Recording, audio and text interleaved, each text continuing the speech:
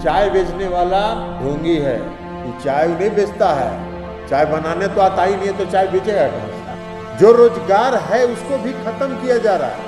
नरेंद्र मोदी जी के 10 साल के शासनकाल में जितना रोजगार इस देश से खत्म किया गया है उतना आजादी के बाद से आज तक नहीं किया। नमस्कार, आप देख रहे हैं न्यूज़ पीआर और मैं हूं आरती बाला आपके साथ। पीएम मोदी पर हमला बोलते हुए ललन सिंह ने बड़ा बयान दे दिया है। जी हां, आपको बता दें कि ललन सिंह ने ये तक कह दिया है कि वो चाय बेचने वाले नहीं हैं, वो ढोंगी हैं। साथ ही कहा है कि अब समय आ गया है कि इन ढोंगियों को एक्सपोज किया जाए। सुनिए क्या कुछ कह रहे हैं ललन सिंह। एक एक दरवाजे तक हम लोग पहुंचे और बताएं कि ये चाय बेचने वाला ढोंगी है, ये चाय नहीं बेचता है, चाय बनाने तो आता ही नहीं है, तो चाय बेचेगा कहां से? चाय बनाने आता है हमको? तो इसलिए ये ढोंगी को अब एक्सपोज करने की जरूरत है। अधिकार तो नीतीश कुमार, आप तो सरकार बनाए हुए हैं ना, अभी केंद्र की सरकार है ना। केंद्र की सरकार में कितना मंत्री है, कितना मंत्री हैं बिहार से? 6-7 मंत्री। क्या को अति पिछड़ा को मंत्री बनाया? एक भी नहीं है। और हमारे जनता दल यूनाइटेड के 16 सांसद हैं और 16 में 5 अति पिछड़े वर्ग के लोग।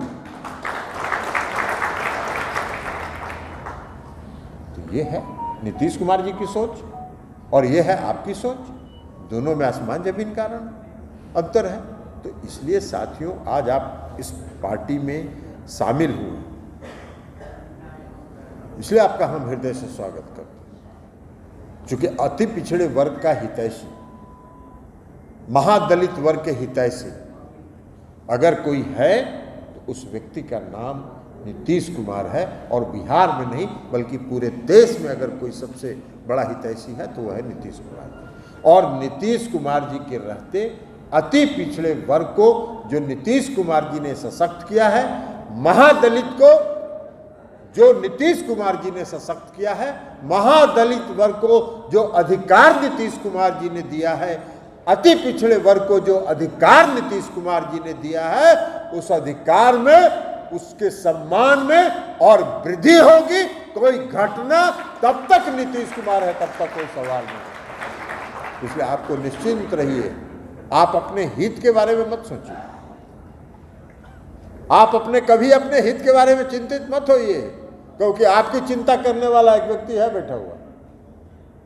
और जब तक नगर निकाय में जो आरक्षण रुका है और नगर निकाय का जो चुनाव रुका है, जब तक अति पिछड़े वर्ग के आरक्षण के बिना बिहार में नगर निकाय का चुनाव नहीं होगा। सुने हैं कि नरेंद्र मोदी कभी जनता के बीच जाके कहे हो कि हमने कौन कौन काम किया है?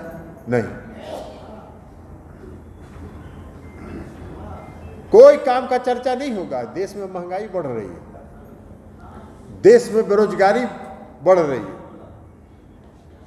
जो रोजगार है उसको भी खत्म किया जा रहा है। नरेंद्र मोदी जी के 10 साल के शासनकाल में जितना रोजगार इस देश से खत्म किया गया है उतना आजादी के बाद से आज तक नहीं खत्म किया गया। तो रोजगार आप दे नहीं रहे, महंगाई पर आप नियंत्रण नहीं कर पा रहे हैं, इस पर चर्चा तो कीजिएगा नहीं। तो चर्चा कौन सी पर करिएगा कि चीता ले आए? पूरा 3 दिन तक टीवी चल रहा है, चीता आ गया, विदेश से चीता आ गया। अरे चीता क्या, इस देश का जनता चीता का फोटो देख के भूख मिटाएगा? भाई नीतीश कुमार जी बिहार के मुख्यमंत्री हैं, 17 वर्षों से मुख्यमंत्री हैं, तो हर बार चुनाव में जाते हैं ना जी, और चुनाव में कहते हैं ना कि बिहार की जनता को हमने ये वादा किया और इस वादा को हमने पूरा किया। 2015 में उन्होंने कहा ना कि 7 निश्चय योजना हम लागू करेंगे, और 2020 तक 7.5 योजना को उन्होंने, 7 निश्चय की योजना को उन्होंने लागू कर दिया।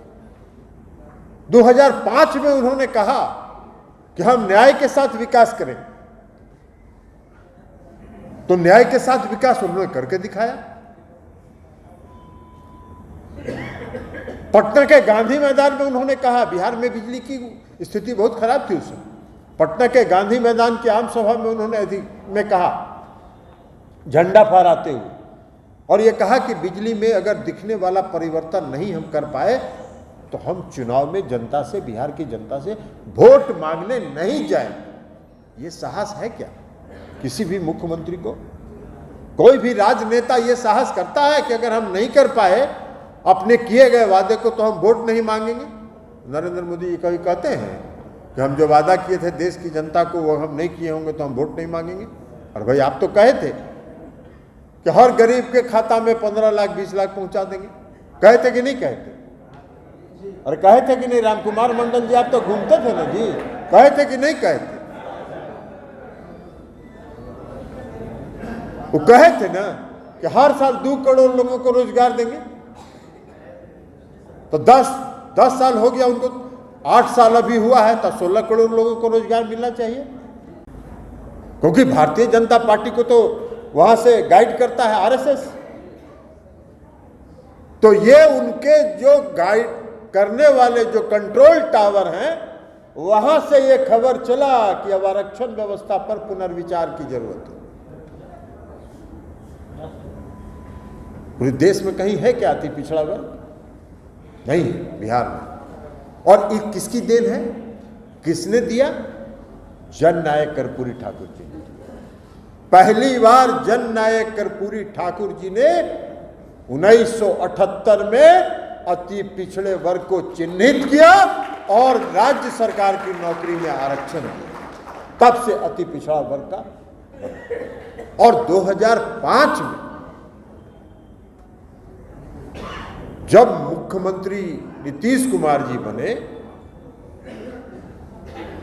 तब उन्होंने जननायक कर्पूरी ठाकुर जी के सपनों को आगे बढ़ाया और उस सपने को सरजमीन पर, धरातल पर उन्होंने उतारा। तो जननायक कर्पूरी ठाकुर जी ने 78 में आरक्षण दिया। 79 में क्या हुआ? उनका हासिल क्या किया? 1979 में उनका क्या हासिल हुआ?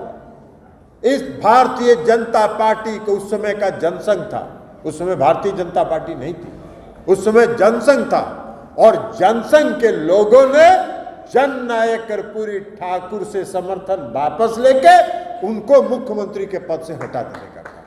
इसलिए कि उन्होंने 1978 में अति पिछड़े वर्ग को आरक्षण दिया।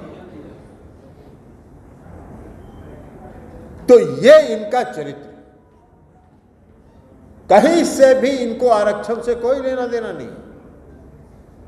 2005 में जब बिहार के मुख्यमंत्री नीतीश कुमार जी बने, तो हम उस समय प्रदेश अध्यक्ष जी थे, जहां आज उमेश कुशवाहा जी हैं वहां हम थे। पीएम मोदी पर ललन सिंह ने हमला बोलते हुए कहा कि ये चाय बेचने वाला नहीं है, ढोंगी है। समय आ गया है इस ढोंगी को एक्सपोज करने की। क्या इन्हें कभी चाय बनाना आता है? इस राज्य के महादलितों को कोई चिंता करने की जरूरत नहीं है। जब तक नीतीश कुमार हैं उनकी हकमारी नहीं होगी। ललन सिंह ने जेडीयू नेताओं से कहा है कि जागते रहो, नहीं तो बहरूपिया आएगा और अति पिछड़ों को मूर्ख बनाकर चला जाएगा। जेडीयू के राष्ट्रीय अध्यक्ष ललन सिंह ने कहा है कि बिहार में अति पिछड़ों के आरक्षण के बिना नगर निकाय चुनाव तक नहीं होगा।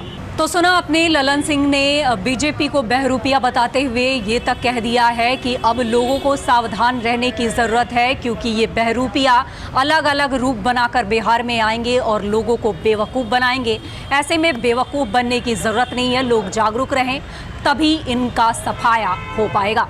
फिलहाल ऐसी ही खबरों से अपडेट रहने के लिए आप यूँ ही जुड़े रहें हमारे साथ, और तब तक के लिए हमें दे इजाज़त। नमस्कार।